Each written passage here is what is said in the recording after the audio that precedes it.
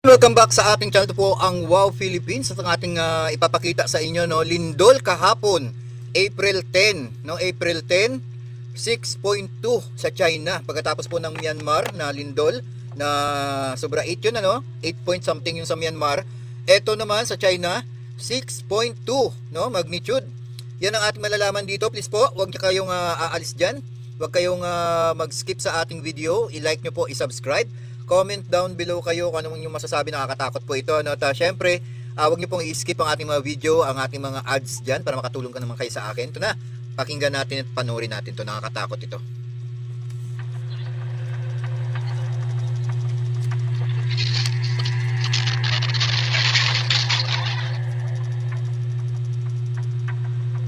Medyo wala lang siyang sound, ano, kasi nga ano lahat ay alerto.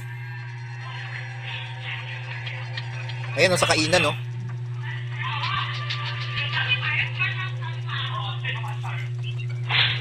Oh, yan, oh. Ito mga building ito, malalaman mo na mga building ito kasi umaalog-alog, no? Oh, yan, oh, oh, natumba pa yung lalaki, oh. Imagine niyo kung ang 6.2, no, ganyang kalakas, mas matindi yung 8 point something dun sa Myanmar. Grabe, ano. Ito, ano to, garahe. No, garahe yata ito. Oh, nagtakbuhan, no. Buto lang may nadulas. Grabe, tago siya sa lamesa. Alam niyo, mga problema lang naman dito, okay naman yung magtatago tayo sa ilalim ng lamesa, no. Kung ito po ay bahay at mababa lang yung bahay niya, no. Karamihan talaga tinuturo ng mga fireman dito, pag may mga lindol, magtago sa ilalim ng lamesa. Yung sa may mga matitigas na bagay, no, doon tayo pwede magtago. Ang problema lang kung nasa mga building ka, no? Nasa building ka, tapos biglang mawasak yung building, kahit anong tago mo doon sa lamesa, kung pababa din yung bagsak noon, wala ka pa ring ligtas, di ba? Ang tanging makapagligtas ng sayo, yung pagdadasal mo na maligtas ka, at kung pwede, tumakbo ka na, no? Lumabas ka na kaagad. Kasi nga yun ang pinaka-safe na gagawin natin, ano, kung halimbawa may sakuna na darating, no? Ito po ay sa China, 6.2 magnitude po ito, no? Ang makin mong 6.2 magnitude, malakas na pala talaga siya, no? Grabe.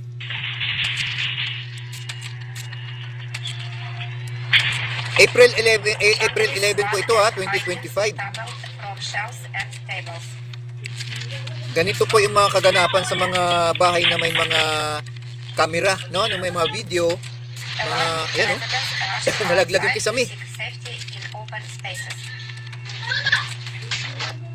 Gabi siguro ito nangyari, ano, gabi ang nangyari ang lindol na ito, no? Sa China. Ayan, no? Umaalog yung camera, latang malakas yung lindol, umaalog yung camera, oh. Ayan. Yan, safety nyo na po yung mga bata, no? Karamihan dyan, yung mga senior citizen dyan. Kasi hindi natin talaga masabi kung gaano kalakas ang lindol na ito, no? Ayan, no? Siyempre, nakakatakot yan, no? I-safety nyo yung mga pera ninyo, laging nakakabit sa bulsa. No, ipasok lagi yung pera sa bulsa, no? Anytime. Kahit pera lang at ang mga bata.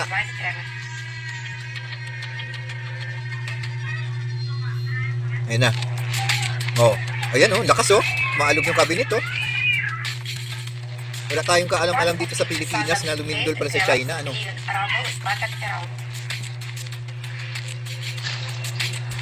Yan, tumatakbo yung aso, oh.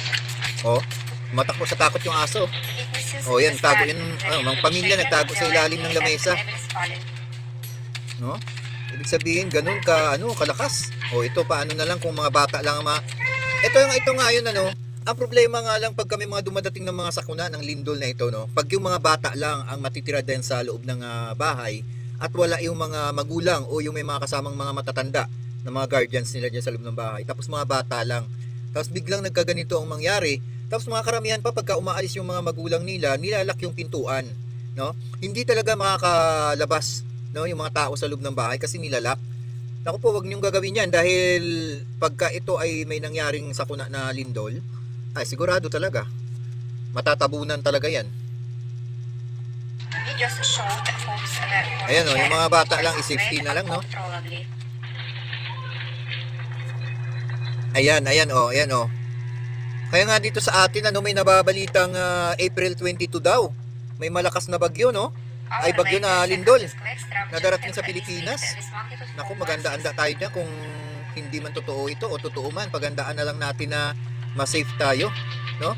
8.2 yata, 8.1 sa Pilipinas na darating na lindol. Sana wag naman.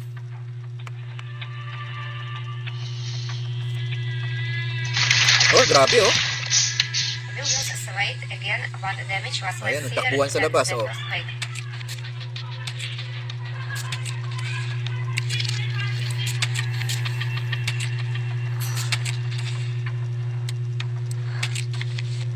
Emergency teams expected structures to ensure no one was trapped inside. Grabe ano. Buti may mga kamera lahat talaga sa China yung mga bahay ano. Mga condo unit, may mga CCTV camera sila. Ayan, ayan, may mga camera yung mga bahay oh.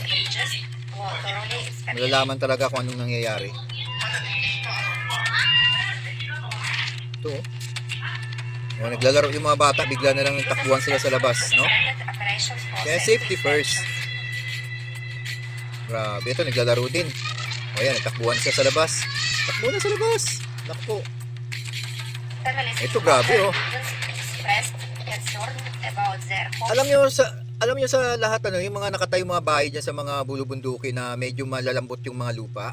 Yan yung nakakatakot, delikado, no? Kasi kunting alog-alog lang ng lupa, mabibiyak yan eh, no?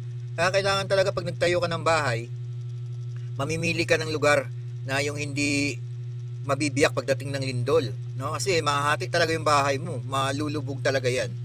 Katulad dito sa mga building diyan sa China, no? Kung hindi matitibay yung mga lupang tinitirikan ng mga building na ito, sigurado lubog na. Buti medyo mahina-hina lang, no? 6.2 magnitude lang ang lindol. Ako, delikado pa rin yan. No? Katulad yan, no? Oh, yan, no? Grabe yung alog, oh.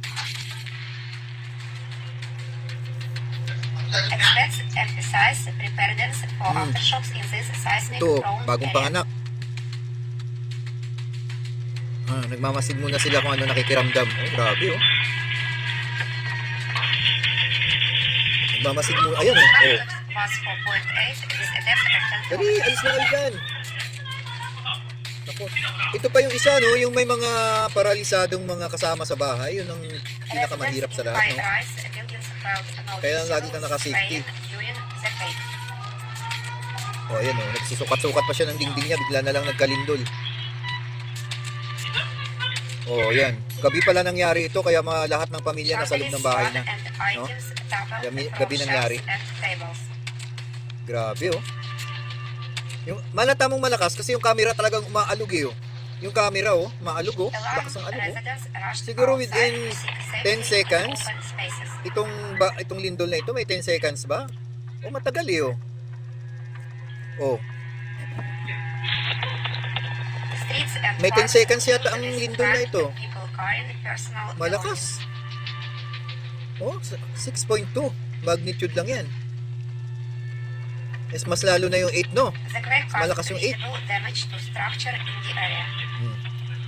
Naku, labas na kayo kagad ng bahay.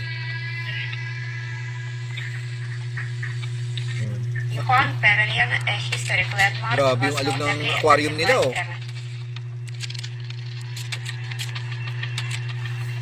Tumakbo na siya. Tama yung ginawa niya. Tumakbo na siya kagad sa labas. In case of mawasak yung bahay. Grabe, oh. Nangyari dun, ba't dumikit yun? Ayan, natutulog sila, oh. Medyo umuulan-ulan pa pala. Safety agad. Labas na. Ayan, oh. Mahirap yung sa mga nursery room, no? Puro mga baby lahat yung mga natutulog doon, ano? Ano kaya ang gagawin mo nung pag mag-isa ka lang sa nursery room? Sa mga baby, no? Baby rooms, no? Dadamputin mo lahat yung mga bata na yun, ilalabas mo.